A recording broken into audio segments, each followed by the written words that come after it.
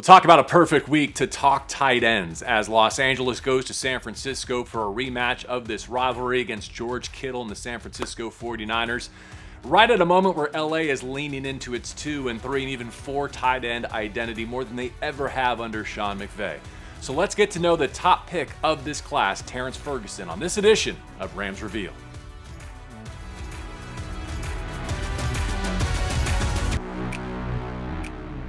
Well, good to be with you, Terrance. Been looking forward to this for a long time. How did it feel to pull the momentum that you and the Rams had in London through the bye and to get another win at SoFi Stadium? Yeah, it felt amazing. I think the team's doing a good job of just getting better each week, and I think we're just kind of putting everything together, playing complementary football, and so I think it feels good for that little bye week, get our bodies back, but still to have that momentum and ride it into the next game and keep it rolling. So. Yeah. What was your favorite play, or maybe a couple of your favorite plays from the 6th win? I don't know if I had a favorite play. Yeah, I had a lot of them. Obviously, third down catch, I feel like I ran a pretty good route there, and to move the sticks was pretty cool. I like getting in there in 13 personnel when we run the ball. When we got all the tight ends working in combination, we had a couple of those to move the sticks as well. So I think those are kind of the fun ones. You're out there with, your other tight ends, and everyone's communicating, and so it's fun. I know our audience likes that too. Yeah, this resurgence of the tight end identity. Tell us more about the genesis of that, like how you've built on that here at the midway point of the season where, for a franchise that's lived in 11 for now the better part of 9 years, you and your teammates are maybe changing that narrative. Yeah, I think it just speaks to, one, the coaching staff, Coach McVay and Coach LaFleur, and how much trust they have in our room, and just the talent and the depth in our room for them to roll all 4 of us out there. Like we all switch in and out in the 13 stuff, the 11, the 12, and for us to be able to roll out 13 guys and they're confident in it. They obviously are great coaches and they dial up some stuff for us to be able to move and be in that, be able to expand out of it, and they just keep adding to it, which is cool. But I think just the depth of the room and just them having the trust to roll 13 out there and do a lot of cool things in it. So, quick sidebar, just want to specify because I want to be inclusive of our audience. 11 personnel, 1 back, 1 tight end, 12, 2 tight ends, 13, 3 tight ends. We've been seeing more and more of that as we go.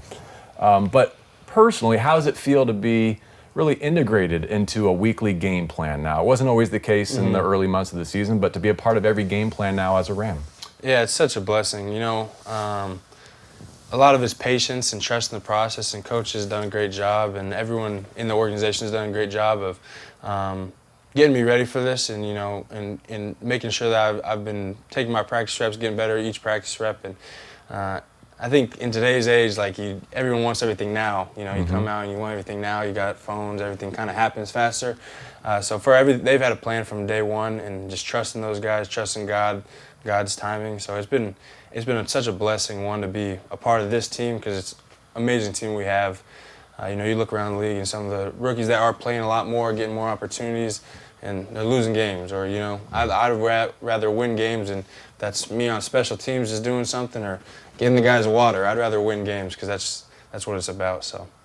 Awesome quote. Yeah. That'll be used. That'll be pulled for sure. You reminded me a little bit of Deion Sanders last week. Did you hear his comments about our instant gratification culture? I didn't, but... Okay. Probably better because I can't bring them up on this show anyways, but for you and those, they'll know what I'm talking about.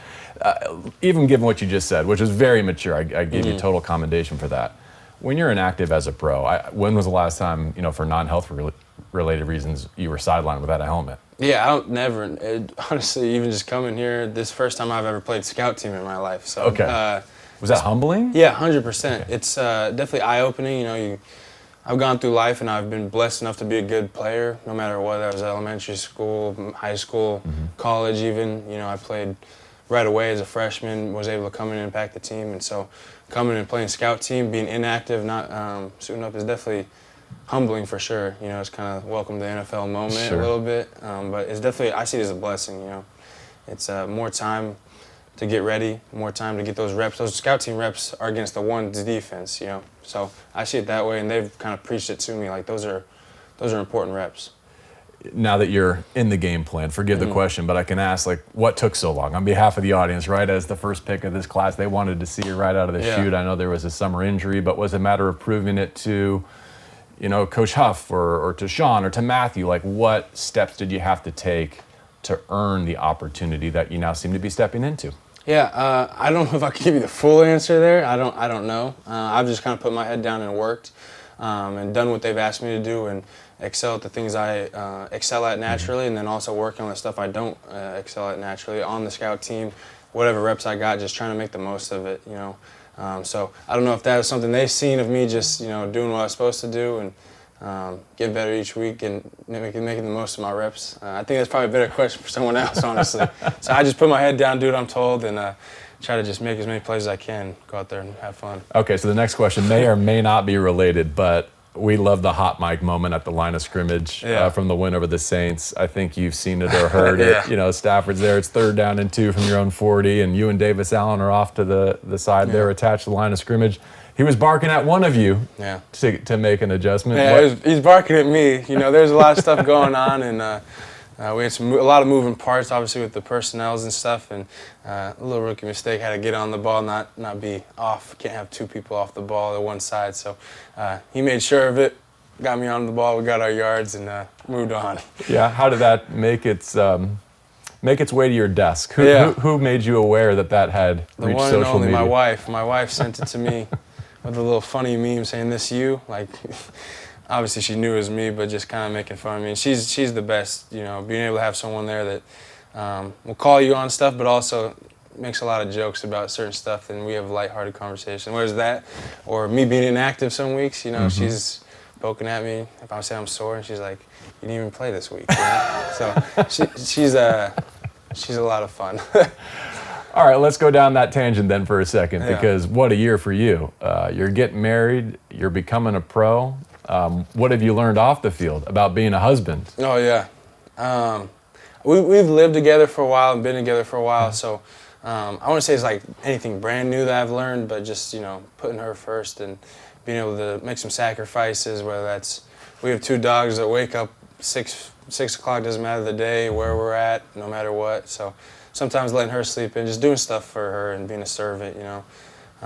But it's a lot of fun, man. It's a lot of fun being married to someone that's your best friend, and it's been such a blessing. To many more years together. That's awesome. Brag on your dogs a little bit. Tell us about them. Yeah, we got 2 dogs, 2 miniature Labradoodles, Obi and Oso, and they're a lot of fun too. They bring her a lot of joy, a lot of joy to me. You know, when you have a dog come home and they're happy to see you no matter what, and they've been good to us. We've had them for a couple of years now, and they're a lot of fun. All right, we'll circle back to more family stuff in just a second, but let's get back to the football. How have you benefited from the example set by, I'll call them the upperclassmen in your tight end room? No, that's such a blessing. You know, you get a room like that, and the guys are better men off the field as well. I learned a lot of things from all those guys off the field and on the field, and just being able to have people in your circle that you trust, you can learn from. It's such a blessing. It's such a big part of my development. I feel like, you know, having a guy like Higgs, who you can ask anything. He's had it all, whether that's off the field career stuff or on the field and a certain look. He's seen it all, and there's a lot of tape that we pull up of some Higgs stuff that, you know, it's old. And so being able to learn from those guys, though, all of them, Davis, Colby. It's truly a blessing. Yeah. 10 of Matthew's 24 completions against New Orleans were to the tight end room. Can Higgs teach you anything in terms of the end zone celebration material that he's working with? Yeah, another good one yesterday. Yeah, I was joking. He's full of great celebrations every time. I don't even know how he comes up with them. And he says he just does them on the spot. There's no practice, and that's just kind of the swag he has. So I definitely got to take some notes, because I'm a one-trick pony most of the time. I was going to say, how did you feel about hitting pay dirt for the first time in London? Would you do anything differently? No, I don't think so. I caught it, gave my glory to God like I always do, and that'll stay the same. But we were going to do a USA celebration, all 3 of the tight ends. We're going to put up the USA with the hands. I did drop the ball to go for the celebration. Everyone kind of just rushed the field, though, so we didn't really have any time.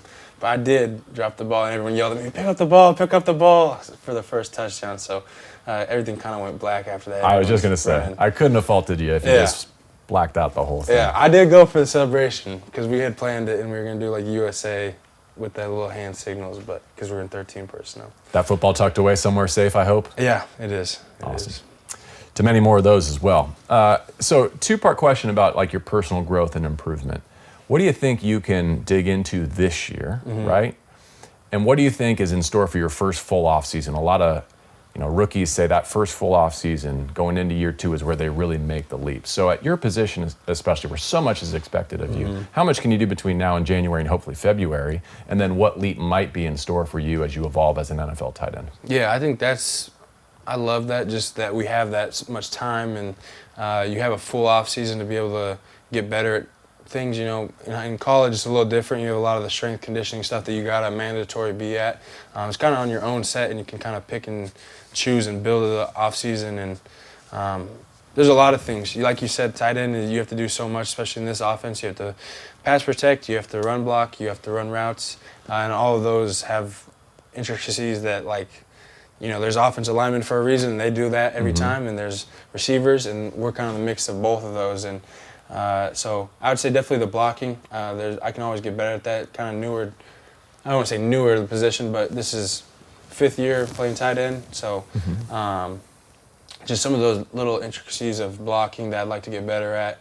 Some of the route stuff too, like just being able to open that route tree. They've asked me to do a lot of cool things running routes wise, and to be able to expand on that in the offseason would be really cool. So to the blocking, it's not for a lack of willingness or stature. I mean, you're built for this, yeah. right? No, 100%. There's obviously technique in everything. Especially as a tight end, you're blocking usually the best athletes on the field, I would say, and the edges of the defensive ends. Those guys are strong, fast, athletic, quick twitch. So the balance of being able to bring it, I want to say it's definitely not the willingness or the stature, but just some of the technique stuff and cleaning it up and getting after it. Sure. You referenced your college days a little bit. I think Oregon's at Iowa this week in a big one. You and Alaric have any words before Saturday? I thought it was this week for some reason. I don't know, they get 2 byes in college now, which is different, but he said a little something to me, and we'll probably have something dialed up. Ducks going to prevail in the Big Ten, though? Oh, yeah. Ducks are going to roll I got at Iowa, Minnesota, USC, at UW. There's some still good games out there, but... You and Dillon Gabriel keeping in touch? I know he made an appearance at your special date this summer. Yeah, I definitely keep in touch with him whenever, just give him a call or just seeing how he's doing. So I definitely keep up with him. Very cool. How do Dan Lanning and Sean McVay compare? They're very similar in a lot of ways, actually. I would say, obviously, Dan Lanning, defensive guy, Coach McVay, offensive guy. I'd say that's kind of a big difference. But they're both young. Full of a lot of energy, and they bring the same thing. And I think the biggest thing is, like, they care so much about the people in the building. It's not always, they're obviously amazing at the X's and O's, and that's what they're there for. But they also care about the people. They make sure it's a space you want to be at, and I think they do both a great job of that. And so I've been blessed to have those guys as coaches, and just continue to have great coaches in your corner. It's huge, and I think it's great for development and. Being able to have those guys, not everyone gets that opportunity. One other Eugene-driven topic, uniforms. I know how special they are up there and how many kits they have. What was your favorite? Do you have one? Probably we did a throwback 2024 retro throwback with the actual Donald Duck on it. And those are pretty cool, just kind of like the throwback, and they're just clean uniforms. But there's so many to pick from. I got 25 jerseys in my closet that I got to keep, and talking to some of the other guys, they're always jealous about what we got and all the gear we get. So, how about here? Do you have a favorite Rams uniform? I think I just like the blue and the yellow pants. I think just the classic blue. So jerseys. What you wore against the Saints? Yeah, I think that is kind of more classic-ish.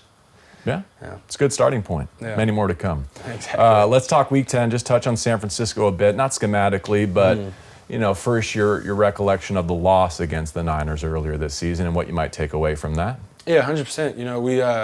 We played them in a good game, and I think we made a lot of mistakes that we can clean up. That's always our focus, is how we can control what we can control. And so there's a lot of things that we can clean up and make that game better in our favor. Obviously, that's what you always want. But I think there's a lot of things we left out there last time we played those guys. So we're looking forward to it. Anything on George Kittle? He's kind of the gold standard at your position. Something you aspire to there, maybe? Yeah, I think just the way he's a workhorse, the way he works in the run game, and then also running routes. He's very explosive and gets to his point as fast as possible. So I think he kind of has some cool things that he does. I watch some of his tape for sure. First time I can recall going to San Francisco with the possibility of throwing more tight ends at them than they can throw at us. This show, as I told you before we started, is about getting to know you off the field as well. Thank you for bringing us inside your home now with your wife and your kids being the dogs. What about, going back to your upbringing? Where should we start in terms of your blue-collar Colorado roots? What do you remember about what brought you to where you are now? Yeah, I think that kind of hits it, blue-collar. My dad's worked super hard for everything that we've got. He's worked concrete, landscaping, roofing, you name it, he's done all the blue-collar jobs under the sun. And that's kind of how I was raised. All my family, all my brothers work blue-collar jobs. Two of my brothers work in HVAC. One of them's a plumber, one of them's an electrician. So that's kind of how we were raised is, get up, grab your lunch pail, go to work every day, and hard work works is kind of something my dad's always taught me. Very humble, very hardworking man, and he's always provided for a big family and done a lot to get us to where we are now and have kids that setting us up to build a different generation of our family. Yeah, big family. How many siblings are we talking here, Terrance? We got 2 older brothers, 2 younger brothers, so all boys, 5 boys. And then we've always I got a lot of extended family that's lived with us at some points. My grandma's lived with us. My uncle is pretty much, my dad's raised him, so he's pretty much like a brother. And we've always been a close-knit family, whether that's the cousins or anybody in there. It's always kind of all for one. Yeah. I've heard you reference some of the adversity that your parents' generation faced and how it's informed your perspective on life. To the extent that you're comfortable disclosing some of that, what specifics can you offer us? Yeah, we've had some financial struggles as a family. My dad worked super hard, and at one point we kind of got, not kicked out of our house, but we couldn't pay the rent. They kind of raised the rent on us and couldn't pay it, so we moved in with my aunt who was close with us, and we moved in a 1-bedroom. There's 4 or 5 of us, 1 bedroom, lived on a cot. I had a Nike box with my stuff stuffed in, and that's kind of all we had, and we had each other. And so there's definitely some financial struggles, but you ask me, you ask my brothers, my family, that's some of the, probably not my dad, but some of the best times of our life. We're all there together and just leaning on each other, knowing that we're going to get through it. My dad obviously worked super hard to get us out of that circumstance and make sure that we had our own place and had a room. But it's always been definitely a financial struggle, and my dad works hard for all of his money, but there's a lot of people in our family and a lot of things that, whether that's playing sports or anything like that, my dad's always made sure we have what we need. So. And he's been instrumental in your football career too. What has he meant as a coach, not just a father figure? Yeah, he's a coach, and sometimes we joked about it. He's a coach first sometimes. No, but he's a great coach. He's coached me pretty much my whole career up until college. He was the high school coach, different position, but was always on the staff. And he's cared so much about.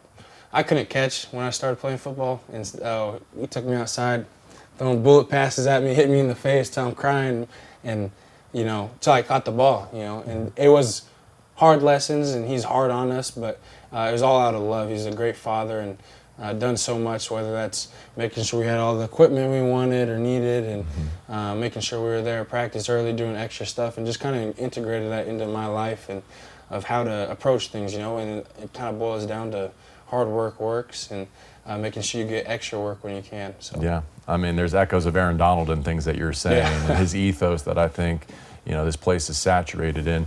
It must be such a point of pride for your father to see you have soft hands on Sundays and making catches and getting vertical like you are, knowing the roots of where that all started. Yeah, it's pretty funny because I couldn't catch, and he wouldn't let me play any position. He wanted me to catch, and I played defensive end. I couldn't catch, and I played center. He wouldn't let me play anything other than in the box, in the trenches. So I was a defensive end, and he was getting mad at me not being able to catch. And so he definitely takes pride in it, and he loves to see it translate to Sundays. Terrance, how about your mother and how her life journey has informed your perspective on now being a professional football player? Yeah, 100%. My mom's been great. She's such a loving mother. She's kind of, you have a hard dad that's worked hard, and you got the mom that's kind of been stay-at-home mom, take care of the kids, make sure we get to practice, make sure we get to school. So I I'd say the best of both worlds in that way. She's had some troubles in her past as well, and there's kind of a lot of that in my family history. And I think the biggest thing is you met her, you would never know any of this. She's a God-fearing woman, both my mom and dad, but she's a God-fearing woman. I think that's kind of the big thing, is just seeing her and her story, and then knowing some of her past, and how much God has changed her and how much God has changed my whole family, and being able to follow Christ and be able to see the change that can happen when you follow the Bible and you follow Jesus and you have Him in your life. I think it's so transformative, and being able to see that firsthand with my family members, my mom included, and just seeing the trajectory that you can get put on, whether how low you are or how high you are, you always can be used in God's kingdom. So yeah, I'm hearing you through the lens of a father, right, with a couple of young boys myself, and I spend so much of my day not wanting my shortcomings to rub off on them, right, or my mistakes to be passed down to them.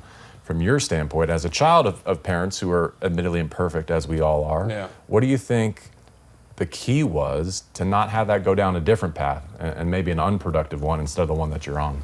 Yeah, I think point back to God. They've done a great job of raising us in the church, and just kind of what Jesus has done for us and the sacrifice, and being able to have those second opportunities, and He died on the cross for us to be able to have those opportunities to go back at it again. Get up. The righteous man falls 6 times and gets up 7. So just being able to see them and be open about it, and not fully hide everything from us, but they have showed us everything that they've had mistakes-wise and what they've become now, and I think that's huge for us when we were kids, being able to see our parents and the growth that they've had, and they've always been loving, been there for us no matter what. So I think at the end of the day, they love us to the ends meet, and so I think that's kind of what prevails. I don't get the sense that you're someone who's necessarily motivated by money, because you found joy in that Nike shoebox, right? Yeah, exactly.